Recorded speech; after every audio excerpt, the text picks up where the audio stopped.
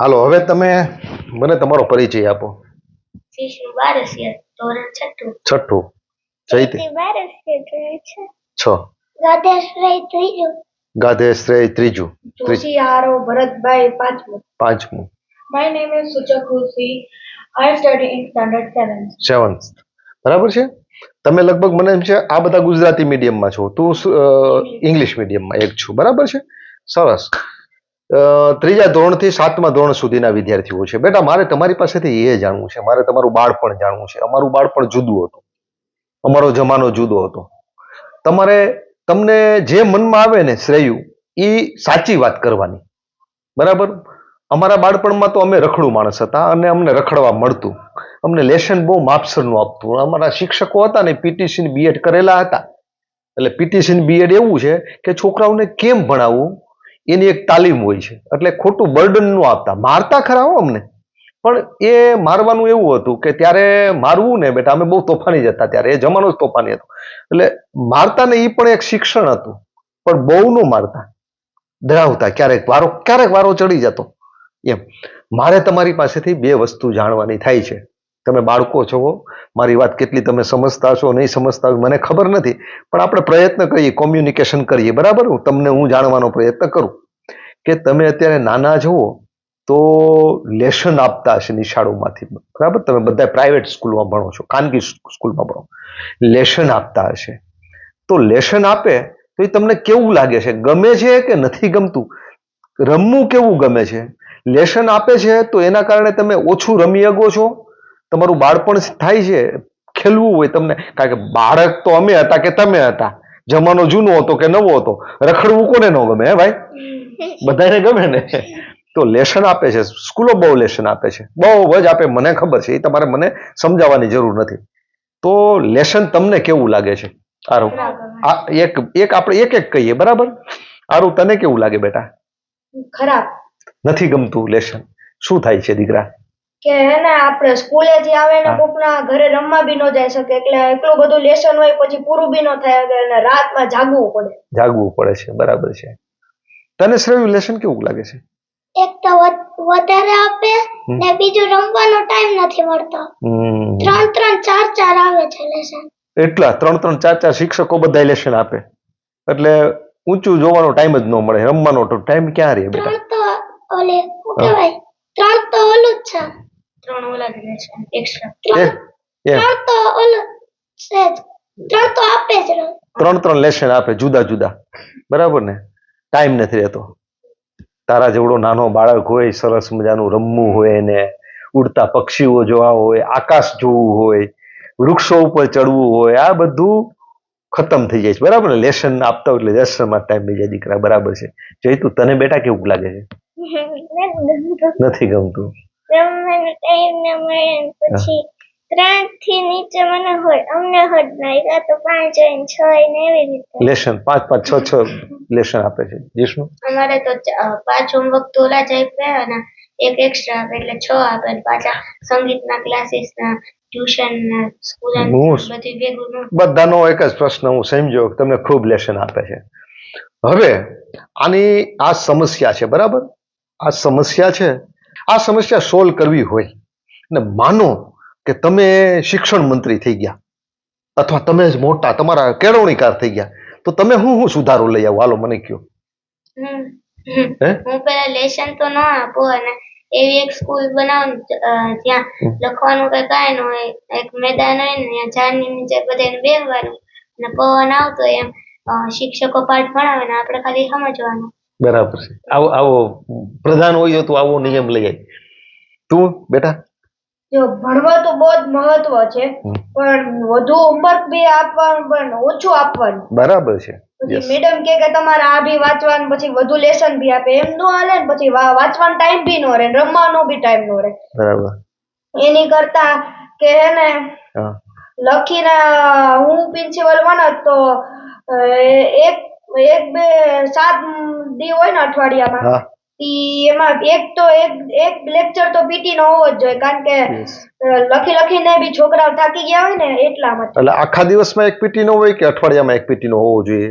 એમ નહીં, આખા દિવસમાં ખાલી એકવાર લેક્ચર ને છે. એટલે એમ યસ અઠવાડિયું. યસ, દરેક અઠવાડિયાના બધા વારમાં એક રમવાનો પીરિયડ હોવો જોઈએ.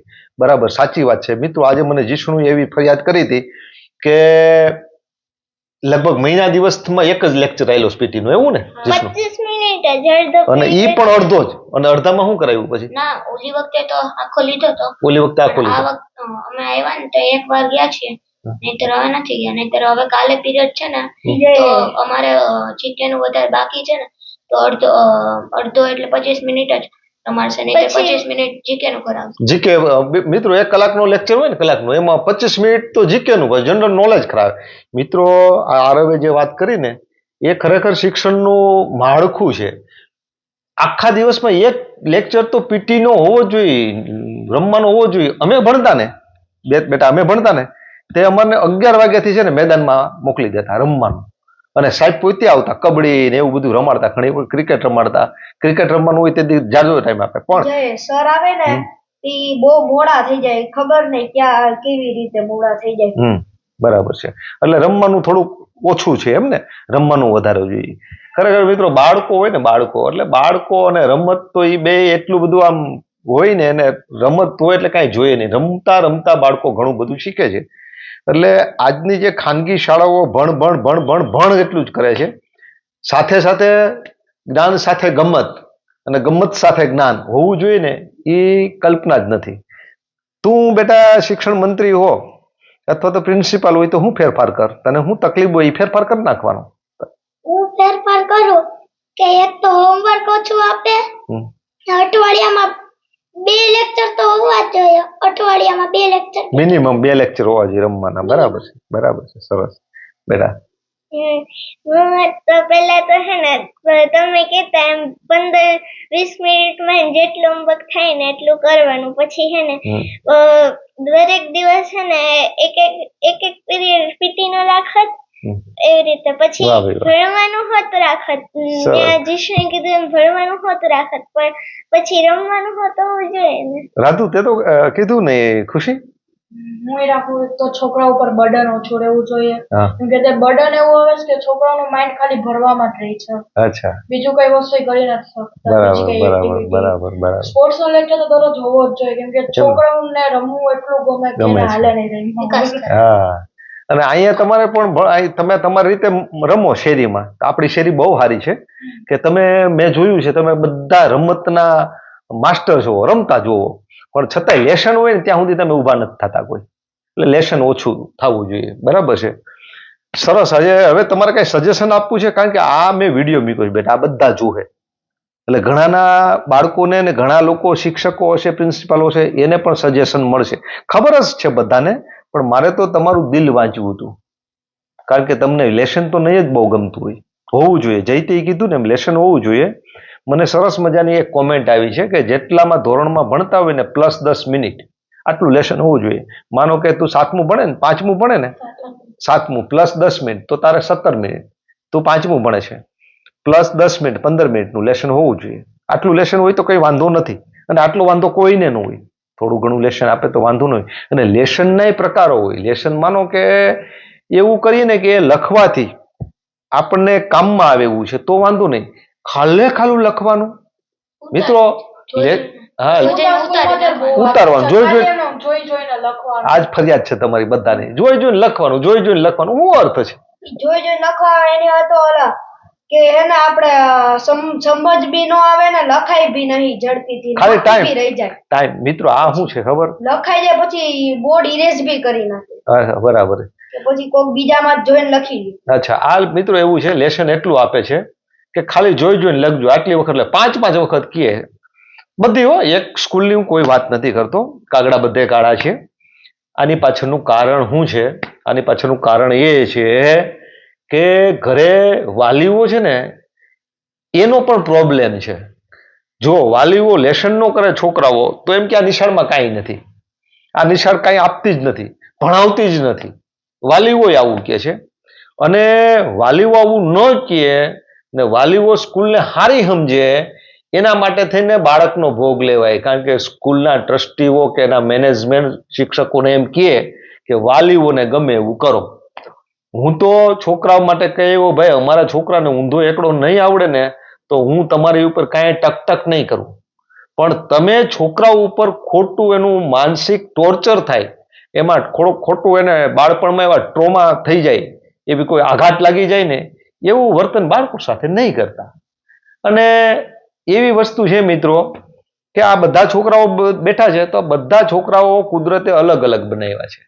આ જીષ્ણુ પાસે શક્તિ છે, જયતી પાસેની 2 ટ્વિન્સ છે, છતાંય જયતી પાસે શ્રેયુ પાસેની હોય, શ્રેયુ પાસે આરવ પાસેની, આરવ પાસે ખુશી પાસેની, બધા પાસે અલગ અલગ વસ્તુઓ છે. મારો કહેવાનો મતલબ એ છે કે દરેક પાસે જુદું જુદું કંઈક શક્તિઓ છે, ગોડ ગિફ્ટ છે. અને સ્કૂલ શું કરે છે? સ્કૂલ એક જ ફૂટપટ્ટીથી બધાને માપે છે, ગણિત, વિજ્ઞાન ને ઇંગ્લિશ અને બીજા 4-5 વિષય. અટાણે બી કેટલું હોમવર્ક આપ્યું હતું કે એક આખું કાવ્ય લખવાનું પાઠ્યમાં જોઈને, કેટલું મોટું હોય ને પછી કેટલી વાર લાગે. અમારે સુવી બી હોય ને. હા, મોબાઈલ જોવો હોય ને પાછો 1 કલાક ખાલી જોવાનો, પછી 1 કલાક મોબાઈલ જોવો છો. બેટા મોબાઈલ તો હવે હાવ ટેવ કાઢી જ નાખજો બાળપણમાં. જો જીષ્ણુ જેથી કોઈ દિવસ મોબાઈલ નથી અડતા, સમજાણું? તું અડે છે બેટા મોબાઈલ? હા, કોક વાર નહીં અડવાનું. આપણે કોક વાર દારૂ પીએ, કોક વાર બીડી પીએ, કોક વાર ડ્રગ્સ લઈએ નહીં ને, એ ડ્રગ્સ જ છે. બસ કોક વાર લેવો ને તો એની ટેવ પડી જશે. ઘણા માવો ખાતા હોય ને, માવો ખબર, આમાં માવો કે તમાકુ, એને કઈ તને ટેવ કેમ પડી પૂછજો તમે. શું કહે ખબર? એ કે મારો મિત્ર ખાતો ને મને કોક વાર કટકો દેતો, કોક વાર કટકો દેતો. એ કટકામાંથી ટેવ પડી જાય, મોબાઈલની ટેવ એમ પડી જાય. મોબાઈલ જોવાનું જ નહીં દીકરાઓ, તમારા માટે જ છે. આવતો જમાનો હશે ને એ જમાનો એવો હશે કે એમાં મોબાઈલ જેણે બાળપણમાં નહીં જોયો હોય ને એનું મોટું મગજ ભારે વિકસિત થયું છે, કોઠાહુજનો માણસ હશે, મૌલિકતા હશે એની પાસે. મૌલિકતા એટલે શું ખબર? એઆઈ ને તમે પૂછો ને, એઆઈ તમને સીધું કહી દે ને, એમાં તમારી બુદ્ધિ કંઈ કસાતી નથી.